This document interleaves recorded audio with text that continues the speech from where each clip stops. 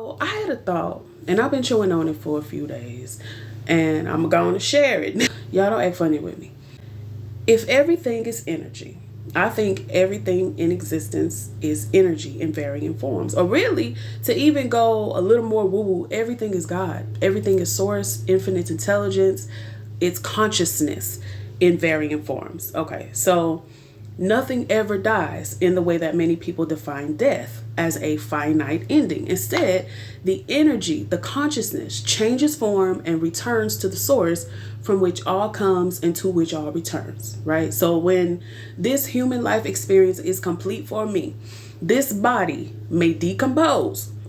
Since I'm not this body, the body is just a tool or a vehicle for consciousness to be able to express, create, and experience through me. I'm a unique, individualized expression of consciousness. And that's what we all are. Every person has unique gifts, talents, and abilities. Like each person has something that only they can do in a way that only they can do it. Each of us is consciousness expressing in itself in an individualized personality. All right. Then I thought, what if this consciousness takes back to the source everything that I've experienced, everything that I've learned, every memory that I have, like everything from this lifetime? And if the energy never dies, and if everything is interconnected, shouldn't I be able to tap into the energy of all who have walked before me?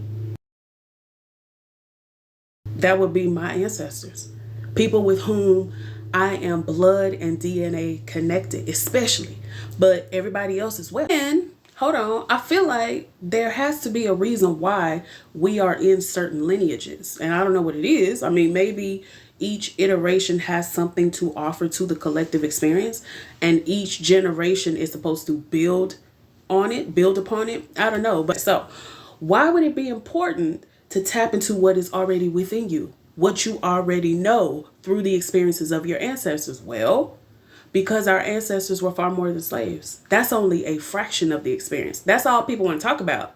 But our ancestors were also scholars, mathematicians, astrologers, leaders, thinkers, creators. So here you are in 2026 trying to figure out something that was probably minuscule to one of your ancestors back in the day, hundreds of years ago. Why not just tap in and ask through meditation? But if we don't know that that's even possible, then we don't consider or explore it. And instead we stay in a holding pattern. Then I thought, okay, now who would benefit most if we never figured it out or even tried to? And I wonder, could that be the reason why it's demonized and labeled as witchcraft to communicate with other realms? Like, I don't know.